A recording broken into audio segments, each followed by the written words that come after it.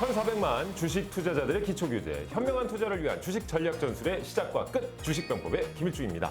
주식 매수 전엔 수없이 고민을 하지만 막상 매수하고 나면 방치하거나 아니면 맹목적인 신뢰를 보이는 개미들, 내 얘긴가 싶어서 뜨끔한 분들 많이 계실 텐데요. 이런 분들이라면 반드시 고수들의 조언을 기억해야 합니다. 종목과 사랑에 빠지지 말라. 항상 냉정하게 보고 비교하라. 변동성이 특징인 주식시장에서 결국 웃으려면요, 이 감정적인 투자와 판단은 지양하고 더더욱 냉정하게 가슴이 아닌 머리로 대응하는 법을 익혀야 됩니다. 주식병법을 시청하신다면 가능하겠죠? 주식 필살기가 절실한 개미들을 위한 단 하나의 무기, 오늘도 두 전략가와 한 걸음 더 전진하는 주식병법과 함께 하신다면 주식 초보 탈출! 네, 주식병법 그 8번째 장을 열어봅니다.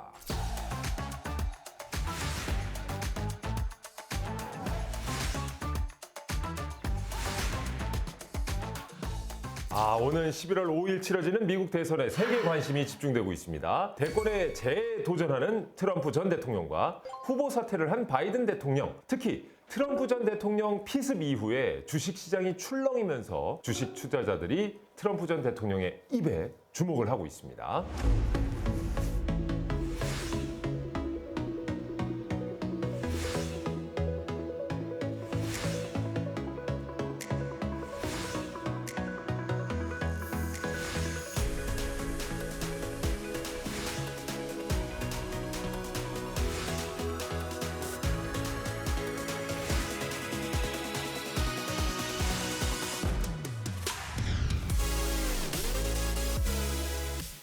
트럼프 대 바이든, 두 사람의 재대결로 진행되던 미 대선이 해리스 부통령이 사실상 민주당 대선 후보로 확정되면서 트럼프 대 해리스의 구도가 펼쳐지게 됐는데요. 성별, 인종, 세대가 확연히 다른 이들의 맞대결, 어떻게 종료될지 전 세계에 이목이 집중되고 있습니다. 특히 미 대선인 만큼 두 후보의 발언이나 움직임에 따라서 증시를 비롯해 각 산업이 받는 영향이 적지 않은데요. 그래서 오늘은 홍주원, 서성민 두 주식 전략가가 이 내용들과 함께 전망까지 짚어드릴 예정입니다. 먼저 트럼프와 바이든의 6월 말 첫 TV 토론 당시엔 큰 움직임이 없었는데요. 유세 도중에 트럼프 전 대통령이 총격 피습을 당하면서 주식시장도 출렁였죠? 네, 맞습니다. 현지 시간으로 7월 13일 펜실베니아주에서 유세를 펼치던 트럼프 전 대통령이 총격 피습을 당하는 사건이 발생을 했는데요. 이후 전 세계 금융시장에서 트럼프 트레이드가 좀 확산이 됐습니다. 트럼프 트레이드가 뭐예요? 트럼프 트레이드란 트럼프의 좀 특유의 경기부양책에 관련돼 있는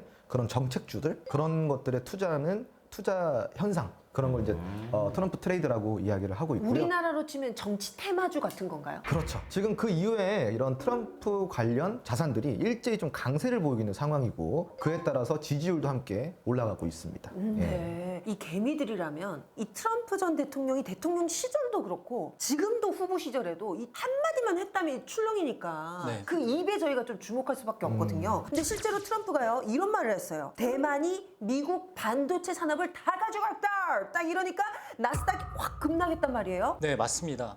일단 트럼프가 대만 방위비 분담금 발언 후에 시장이 출렁거렸는데요. 트럼프가 인터뷰에서 대만은 미국 반도체 산업의 100%를 다 가져갔다, 뭐 이렇게 얘기를 했습니다. 트럼프의 화법이 있잖아요. 네. 과장하고 약간 뻥치고. 뻥치고는 또 신선하네요. 네. 제 스타일이에요. 제가 죄송합니다. 한나라의 대통령 아유, 뭐가 죄송해요. 뻥을 치시고. 예. 그래서 이거 준비하셨는데 서 대표님 요거 좀 많이 좀 고려하신 것 같습니다. 서서히 저한테 물들고 네. 있어요. 네, 그래서 100%를 가져갔다 이렇게 말하면서 대만은 미국에 방위비를 지급해야 된다 이렇게 얘기를 했죠. 마침 그날 바이든도 반도체 산업 규제 발언을 했어요.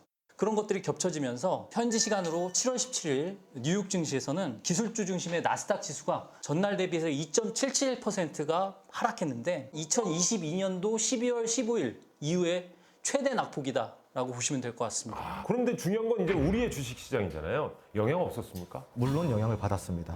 지금 차트를 좀 보실 건데, 위에 차트가 코스피 시장이고 아래 차트가 코스닥 시장이에요. 네. 최근에 조금 이렇게 고공행진을 하던 코스피 지수가 트럼프 사건 이후에 갭 하락을 보이는 등의 좀 하락을 보이고 있는 상황이고요. 발음이 어떻게 된다고요? 갭 하락. 갭 하락. 네, 갭. 네. 그 갭을 띄어서 하락을 했다. 저는 굉장히 강조하는 네, 의미로 기분 개 좋아할 때 그건 줄 알고. 예, 갭 하락을 했다. 일종의 뉘앙스가 비슷하게 많이 하락했다라는 의미니까. 근데 많이 하락했는데 시작부터 하락하고 출발한다는 거죠. 하락으로 하락이 시작했다. 굉장히 안 좋은 네, 안 좋은 시장이네요. 거죠. 반면에 코스닥 시장은 코스피 시장이 강세를 보일 때 계속 약세를 보이다가 안 그래도 약세를 보이고 있는 시장이었는데 더 이렇게 트럼프 사건 이후에 더 크게 좀 하락을 하는 모습을 보이고 있습니다. 지금 우리나라 시장에도 이런 큰 영향을 받고 있는 만큼 트럼프의 좀 행보를 우리가 좀 주의 깊게 바라볼 필요가 있겠습니다. 예. 이렇게 전체적으로 안 좋은 분위기 가운데서도 특히나 직격탄을 맞은 반도체주들이 있다고요? 네, 맞습니다. 반도체 산업에 대한 불확실성이 커지면서 뉴욕 증시에 상장된 TSMC가 전날 대비 7.98%나 하락을 했어요. TSMC가요? 네, 워낙에 실적이 탄탄하기 때문에 꾸준히 상승했던 기업인데 이날 거의 8% 가까운 하락을 했고요. 네. 엔비디아 같은 경우에도 6.62%나 하락했습니다.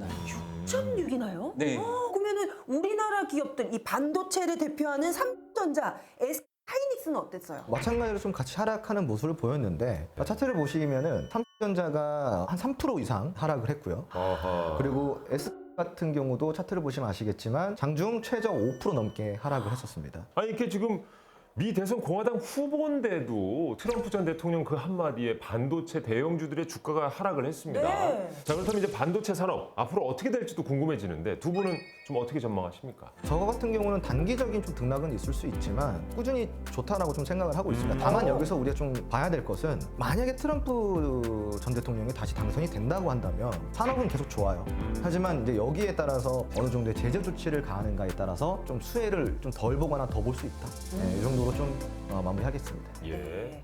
서 대표님은요? 네, 제가 생각했을 때는 반도체 산업이 AI라든가 로봇이라든가 이런 관련된 부분 때문에 중요도가 더 높아지고 있잖아요, 최근에. 그러니까 미국에서도 전략 산업으로 치고 나갈 가능성이 높습니다. 그러다 보니까 아무래도 중국을 견제하는 부분이 크잖아요. 네. 트럼프 같은 경우에는 중국의 반도체 산업을 규제하다 보면 우리나라 기업들이 반사 수혜를 얻을 수 있는 부분은 플러스 요인이지만 미국의 자국의 산업을 키우는 측면에서는 우리나라한테 또 다른 위협이 될 수도 있습니다. 그러다 보니까 삼성전자와 SK하이닉스가 심혈을 기울이고 있는 분야가 초격차예요. 네. 따라올 테면 따라오봐 하면서 기술을 계속 개발하는 거죠. 네. 그래서 그런 부분들이 제가 생각했을 때 순항하고 있기 때문에 우리나라의 반도체 산업의 미래는 아직 괜찮다. 뭐 이렇게 생각을 하고 있습니다. 자, 주식시장은 정말 변동성이 강하기 때문에 두루 살피고 공부해야 한다는 사실. 주식 투자자들이라면 국내 이슈는 물론이고요. 이렇게 국제 이슈에도 관심을 갖고 공부를 해야 되는데 말이죠.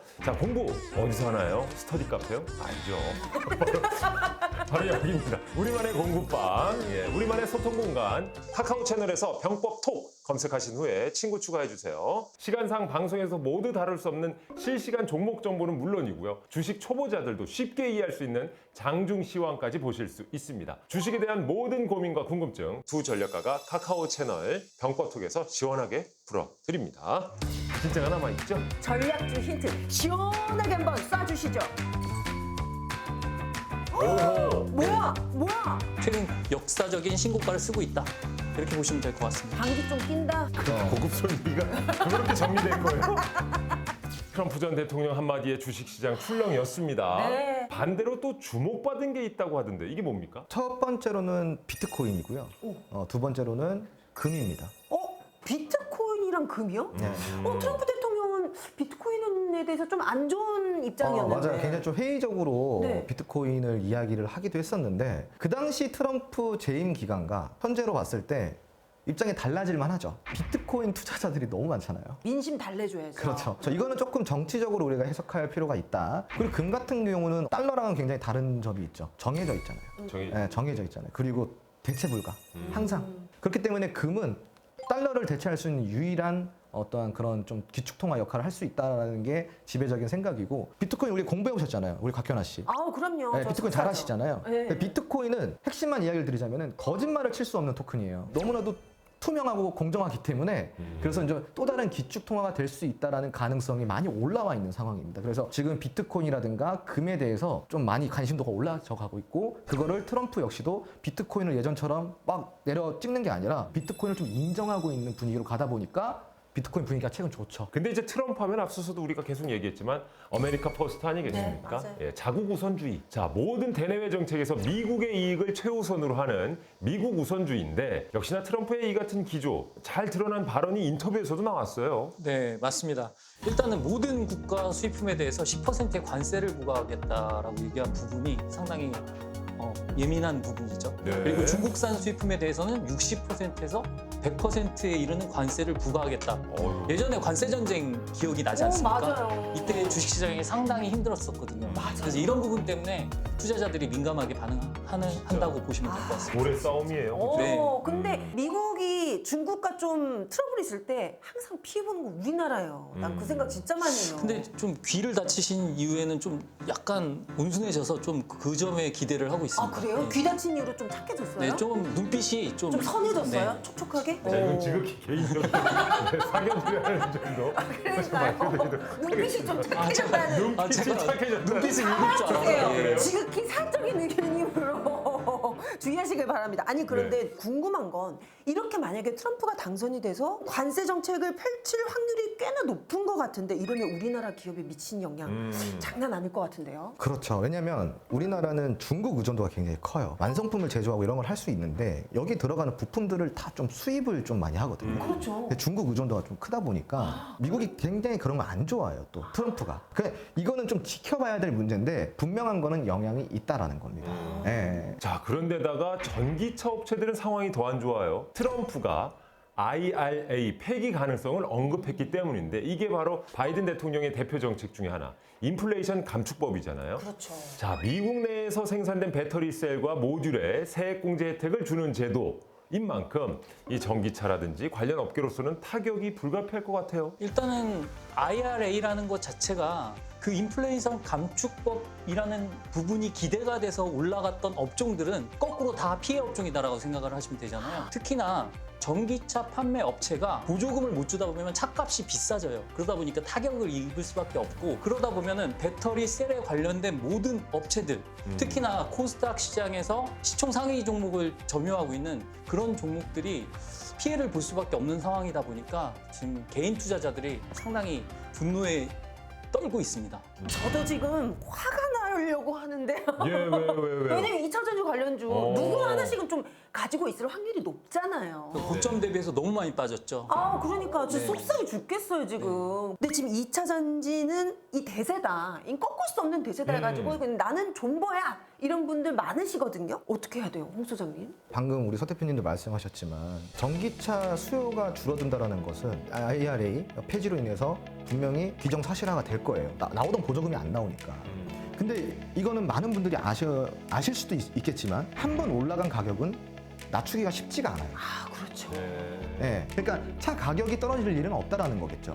그러면은 2차 전지는 어찌 보면은 그 수요 감소로 인해서 당분간은 이 정체기를 걸을 거예요. 그거는 확실해요. 그렇다고 해서 2차 전지 시대가 끝났느냐는 또 아니라는 거죠. 좀 정리를 하자면은 2차 전지의 대세는 어쨌든 장기적으로 봤을 때는 이어갈 것이지만 중장기적인 그리고 단기적인 측면에서는 당분간 약세를 피할 수 없다. 그걸 차트로 한번 보여드릴게요. 아이고야. 네. 좀 미끄러졌네. 아이고 어떡해, 아이고 눈물이 이게 난다. 어디 차트입니까? 이게 이제 LG에너지 솔루션이라고 아이고. 우리나라 배터리 이제 대장주죠. 대장주죠. 네. 고점 대비해서 지금 반토막이 나 있어요. 그러네요. 네. 아이고. 지금 완벽한 역배열로 들어섰고요. 네. 그리고 반등을 시도하고는 있지만 반등을 이어나가지 못하고 그러네요. 또 올려달라고 계속 떨어지고. 전저점을 이탈하면서 지속적인 우하향을 그려나가고 있습니다. 우와. 우하야. 네. 아우. 하지만 그 빠지다가 어느 정도 저점이 왔을 때 그때 이제 좀 기회를 보시면 좋을 것 같고요. 근데 지금 뭐 트럼프의 뭐 2차 전지 전기차 얘기 나오면 거론이 안 될 사람이 없어요, 지금. 딱 한 명 또 떠오르죠. 예, 거론이 안 되면 안 되는 인물. 네. 테슬라의 최고 경영자 일론 머스크인데 일론 머스크가 이제 트럼프 전 대통령에 대한 공개 지지를 또 선언했어요. 네. 특히 뭐 매월 수백억씩을 뭐 트럼프한테 기부를 할 거다라는 보도가 나오긴 했지만 이건 사실이 아니라고 또 뒤늦게 또 밝혔고요. 네, 맞습니다. 일론 머스크는 지난 3월에 X를 통해서 올해 대선에서 정치 자금을 기부하지 않겠다라는 입장을 분명히 밝혔었는데요. 하지만 이후 트럼프와 급속도로 가까워졌죠. 그러고 나서 피격 사건이 있은 후에는 공개의 지지를 선언을 했습니다. 흔들린 눈빛 때문이었을까요? 그런 것 같습니다. 선해진 눈빛 때문에. 착해졌네 눈빛 하면서. 때문에. 네. 그래서 특히 친환경 에너지 2차 전지 등이 급락세를 보였지 않습니까? 트럼프의 당선 가능성이 높아지면서. 예. 하지만 테슬라가 속한 테슬라 ETF 같은 경우에는 계속 상승하고 있다. 이렇게 보시면 될 것 같습니다. 그러면 말이죠. 이게 전기차 시장은 위축될 거란 전망이 있는데 일론 머스크의 테슬라는 어때요? 요즘 트럼프와의 관계 덕분에 좀 강세가 이어질까요? 트럼프의 덕분도 있겠지만 네. 테슬라라는 기업은 전기차로 성장한 기업은 맞지만 네. 근본은 우주항공이란 말이죠. 근본이. 네, 근본은 우주항공으로 시작한 기업이에요. 그래요? 그럼 테슬라라는 기업은 우주항공과 차세대 로봇 기술을 갖고 있는 기업으로 좀 바라볼 필요가 있다는 게 첫 번째고요. 그리고 일론 머스크 같은 경우는 경영인이기도 하지만 저는 한편으로는 좀 정치인이라고도 생각을 하고 있습니다. 테슬라가 정치인이라고요? 아니요, 일론 일론 머스크. 머스크. 집중 안 하세요? 정신 차려. 네. 일론 머스크가 정치인이라고요? 정치인은 아니지만 굉장히 정치를 잘하는 사람이죠. 방귀 좀 낀다? 그렇죠. 항상 그 입으로서 고급스러운 얘기가 그렇게 정리될 거예요? 이런 지금 트럼프의 지지 또한 결국은 또 저는 정치적인 요소가 좀 있다라고 생각을 하고 있고 그만큼이나 일론 머스크는 굉장히 똑똑한 사람이라는 거예요. 그래서 전기차 시장이 위축된다고 테슬라가 죽는다? 이건 결코 말이 안 된다. 그러면 그 트럼프가 아니라 해리스가 정권을 잡아도 상관없습니다. 테슬라는 상관없을 네, 것이다. 네, 상관없어요. 자, 이거 질문 드리고 싶어요. 대표님, 트럼프 피습 이후에요. 네. 지금 딱 보니까 방산주가 급등을 했어요. 이거 네네. 뭔 일이에요? 일단은 트럼프 하면 떠오르는 게 이제 강한 미국이다 보니까 네. 미국이 손해보는 걸 싫어하지 않습니까? 그래서 미국이 지켜주고 있는 나라들한테 국방비를 니들이 부담해라 이런 기조가 있습니다. 이걸 자주국방이라고 하는데 네. 이런 것들 때문에 방산주가 대표적인 트럼프 관련주로 분류가 되는 상황이고요. 하다못해 트럼프 같은 경우에는 갈등을 약간 조장하는 편이잖아요. 그러다 보니까 대외 정세가 안 좋을 수 있습니다. 예. 그래서 아까 착한 눈이라고 했잖아요. 그러니까 그거는 눈만 그런 거예요? 네, 눈만 네. 착하고 지금 속은 알 수가 없으니까 네. 그런 부분 때문에 그 국방에 대한 부분이 상당히 강조되고 있는 상황이고 거기에 따라서 방산주들에 대한 관심이 계속 높아지고 있는 상황입니다. 대표적인 방산주 차트를 한번 봐볼까요? 오호. 뭐야? 이 종목 같은 경우에는 저점 대비해서 10배 정도 오른 게 보이시죠? LG 넥스원 같은 경우에는 우리나라의 기술력 높은 방산 업체면서 최근에 수출에 대한 부분이 상당히 부각되고 있는 측면이 있어서 오른 것도 있지만 최근에 미국에 있는 로봇 기업을 인수한다라는 발표를 하면서 예. 밸류에이션이 높아진 상황입니다. 그래서 그리고 그 부분까지 반영이 돼서 최근 역사적인 신고가를 쓰고 있다. 이렇게 보시면 될 것 같습니다. 그렇군요. 근데 이 방산주 관련해서는 저희 그 주식병법에서도 다룬 바가 있었습니다만 이 방산주 앞으로의 전망 어떻게 보십니까? 굉장히 다양한 분쟁 이슈가 있었잖아요. 그러다 보니까 국방비를 좀 전 세계적으로 좀 같이 함께 늘려가는 그러한 추세를 보이고 있고 그리고 아까 우리 서 대표님께서 말씀하셨지만 트럼프 같은 경우는 좀 이렇게 그 방위비 분담에 대해서 계속 언급을 하고 있습니다. 네. 그러니까 이게 밖에서 봤을 때는 동맹국을 좀 등한시하는 것처럼 보일 수가 맞아요. 있거든요. 동맹국 입장에서는 굉장히 불안하단 말이에요. 그럼 차라리 방위비 분담금을 내가 자주국방을 통해서 충당을 한다라고 생각할 수도 있겠죠. 그럼 전 세계적으로 봤을 때 이런 기술력을 갖고 있는 기업들, 즉 가성비 제품이죠. 미국 건 너무 비싸잖아요. 비싸죠. 우리나라 거 같은 경우는 싸고 좋아요. 딱 우리나라네. K국방이네. 맞아요. 그래서 그런 측면에서 봤을 때는 실질적으로 각 국가에서 지금 그 방위비를 그 예산을 늘리면 늘릴수록 우리나라 기업들의 매출이 같이 증가하고 있다는 게 눈에 띄게 보일 겁니다. 그만큼 이제 수주를 잘 받고 있고 그리고 두 번째로는 이 산업의 특징을 우리가 좀 알아야 되는데 방산업 같은 경우는요 고부가 가치 산업이라고 이야기를 해요. 그러니까 즉 많이 남는 산업이에요. 다만 팔기가 어렵죠. 그러니까 매출처를 찾기가 어려운데 그것만 얘기를 한다고 한다면은 많이 팔고 많이 남길 수 있는 산업이 바로 방산업이에요. 그래서 이 기조만 잘 이어간다고 한다면 중장기적으로 그리고 장기적으로 성장을 할 것이다라고 좀 보고 있습니다. 그렇군요. 네. 서 대표님은요? 우리나라 같은 경우에는 수출 주도형 국가 아닙니까? 네. 그러다 보니까 뭐 반도체라든가 2차 전지 다 수출을 위주로 한 산업들을 키워왔어요. 그럼 다음 타자가 누굴 거냐라고 생각을 했을 때 가장 유력한 후보가 방산, 원전 이렇게 됩니다. 네. 그리고 최근에 해외에서 수주가 터지고 있지 않습니까? 네. 그래서 그런 부분을 고려했을 때 방산 쪽에 해외 수출 비중이 계속 늘어나고 있고 우리나라의 국가 경쟁력이 높아지는 만큼 방산 업체에 대한 전망은 좋다 이렇게 생각을 해주시면 될 것 같습니다. 네. 근데 저는 이 두 전략가 분들의 얘기를 듣다 보니까 단순히 트럼프가 우리나라 이 방위비 뜯어내려고 이렇게 화만 낼 게 아니라 이걸로 인해서 생기는 그 나비 효과. 그렇죠. 이거를 봐야 되는구나. 진짜. 그래서 어디에 지금 투자가 더 들어가고 어디에 지금 더 수요가 몰리고 뭐가 될지 이걸 주목을 해야 되나요? 그렇죠. 네. 아니 뭐 방산주 말씀하시는데 진짜 오늘 딱 국방색 옷으로 잘 입고 오셨어요. 예. 네. 경례는 좀 더 배워야 될 것 같습니다. 자, 홍주원, 서성민 두 주식 전략가가 아낌없이 공개하는 주식 전략 전술의 시작과 끝 주식병법. 미 대선이 주식 시장과 각 산업에 미치는 영향 또 전망에 대해서 얘기를 나눠봤습니다. 자, 개미들이 원하는 바로 그거 두 전략가의 전략주를 공개할 시간입니다. 홍 소장님 전략주 힌트 시원하게 한번 쏴주시죠. 네, 제가 오늘 가지고 나온 전략주는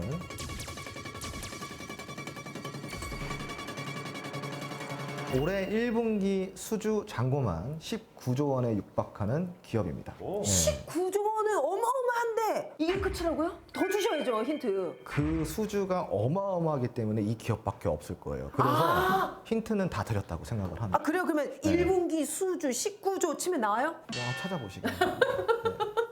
저 이런 직접적인 힌트를 원하거든요. 예. 아 그래요? 너무나 확실한 힌트를 드렸기 더 이상의 설명은 필요 없다. 근데 찾아보면 절대 야박한 힌트가 아니라는 걸 알 수가 있고 진짜요? 어차피 힌트를 알아서 이 종목을 기업을 찾아낸다고 하더라도 자세한 전략 없이는 투자하기가 어렵습니다. 야박한 자, 힌트가. 홍주원 전략가의 전략주 힌트 들어봤고요. 이번엔 서성민 전략가의 전략주 볼까요? 네, 오늘 제가 가져온 전략주는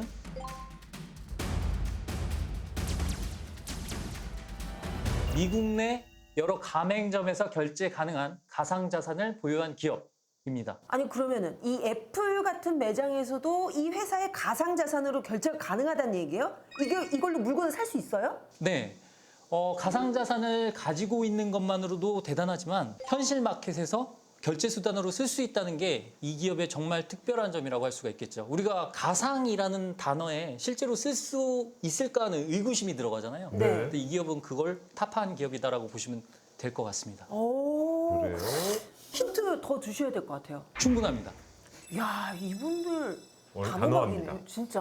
자, 그래 여기까지입니다. 홍주원, 서성민 두 전략가의 전략주 설명 잘 들어보셨죠? 두 개의 전략주가 우리 곽현아 씨처럼 정말 궁금하시다 하면 카카오 채널에서 병법톡 검색하신 후에 친구 추가해 주시고요. 모든 투자의 최종 판단은 여러분의 몫인 만큼 아주 지혜롭고 현명한 투자 하시길 바라겠습니다. 그리고 채널톡 추가 방법 문의가 많아서 알려드립니다. 지금 휴대폰에서 카카오톡을 열고 오른쪽 상단에 돋보기를 클릭해 주세요. 검색창에 병법톡 입력하신 후에 나오는 채널 목록에서 병법톡 클릭 후 오른쪽 상단 노란색 버튼을 누른 뒤에 팝업창에서 채널 추가를 클릭하면 병법톡 친구 추가가 완료됩니다. 현명한 투자를 위한 주식 전략 전술의 시작과 끝 주식병법 이제 마칠 시간입니다. 혹시 방송을 놓치셨거나 다시 보고 싶으신 분들은요 주식병법 유튜브를 구독해 주시기 바랍니다. 방송 다시 보기부터 주식 기초 강의까지 모두 찾아보실 수 있습니다. 시청해주신 여러분 모두 감사의 말씀드리고요. 다음 시간에 주식병법 9번째 장으로 만나도록 하죠. 개미들을 위한 단 하나의 주식 무기 주식 병법!